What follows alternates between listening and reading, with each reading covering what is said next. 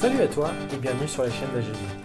Aujourd'hui, petite vidéo, parce que j'avais envie de te parler de plastique et tout particulièrement sous cette forme-là, c'est-à-dire sous la forme des emballages.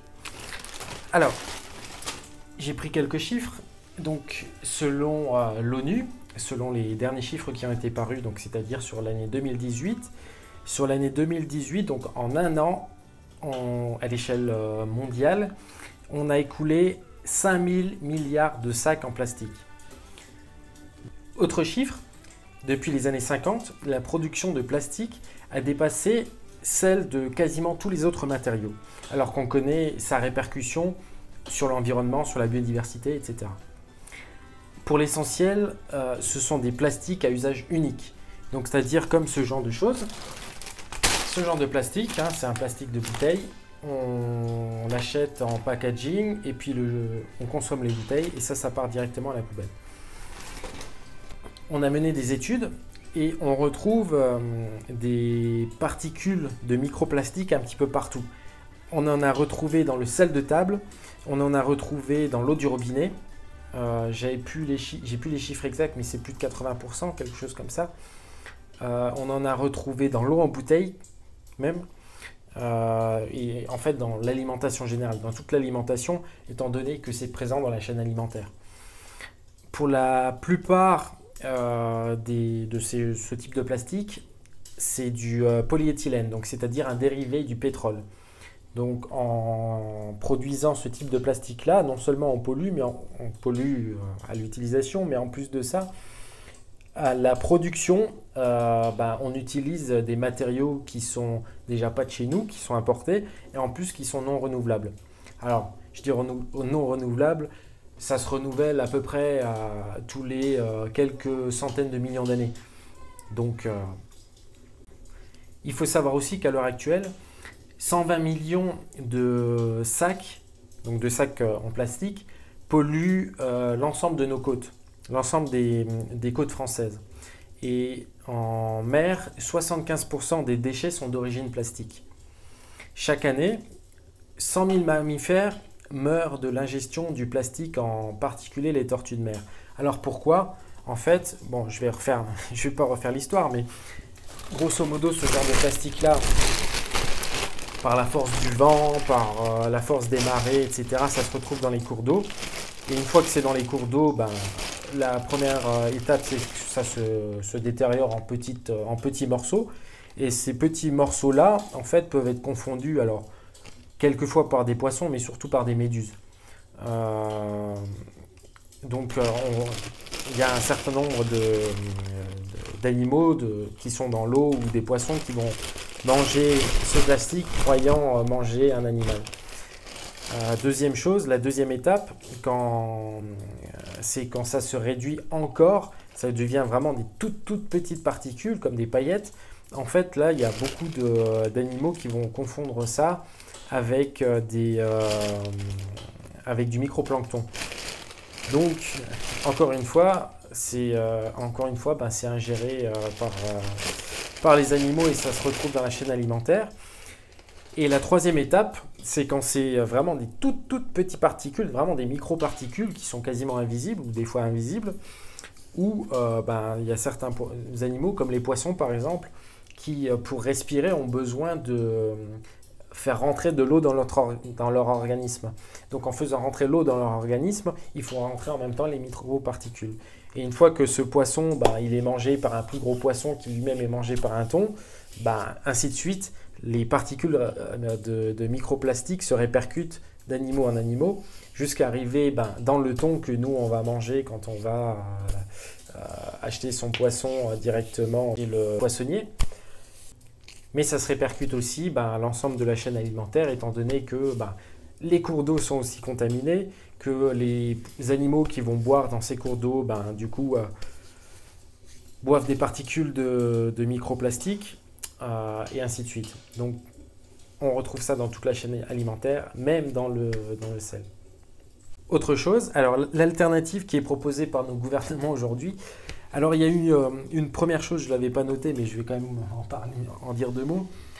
Ce genre de sacs qui avant étaient gratuits, on les a proposés Pour dissuader les gens d'en consommer, on les a proposés à la vente. Alors on les vendait 2 centimes, 3 centimes, 4 centimes, ça dépend des endroits, ça dépend des magasins.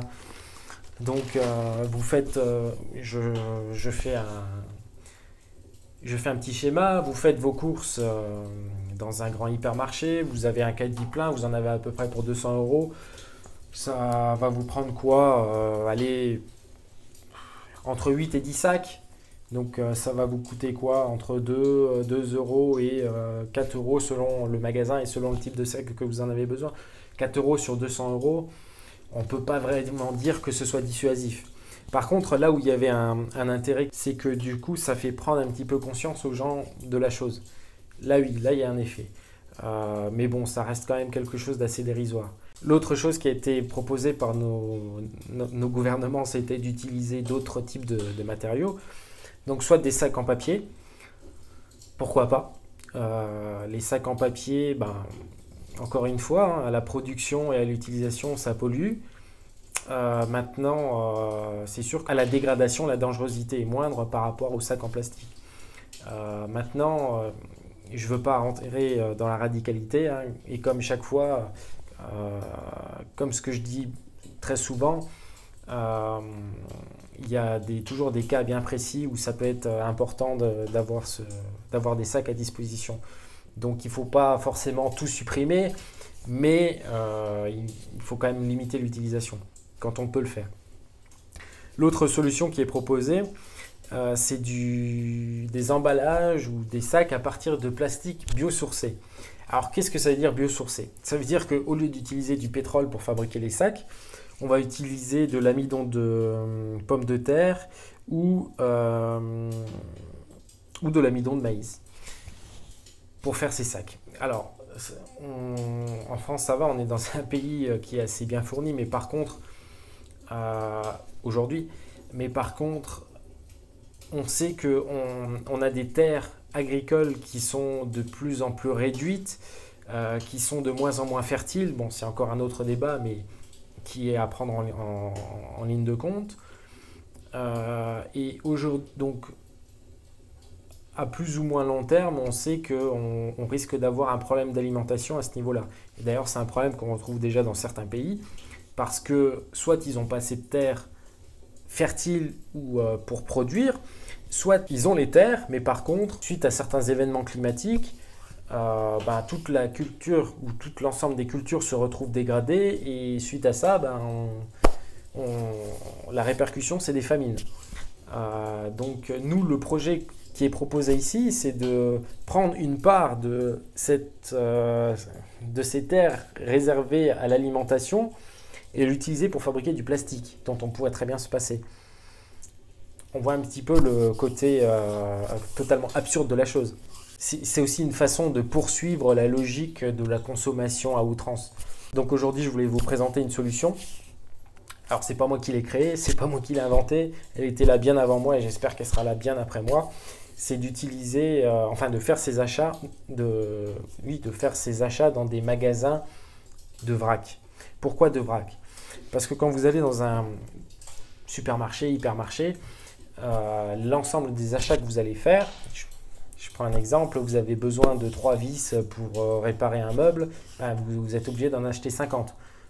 D'accord, mais vous en avez 47 de trop, dans un packaging, etc. etc.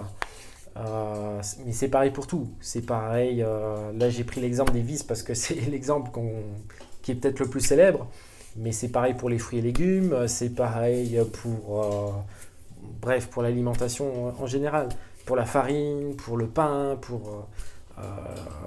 on peut prendre comme ça une multitude d'exemples.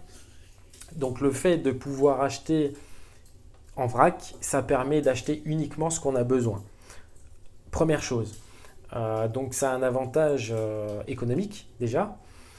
La deuxième chose, c'est que quand on fait ces achats en vrac, il n'y a pas de packaging.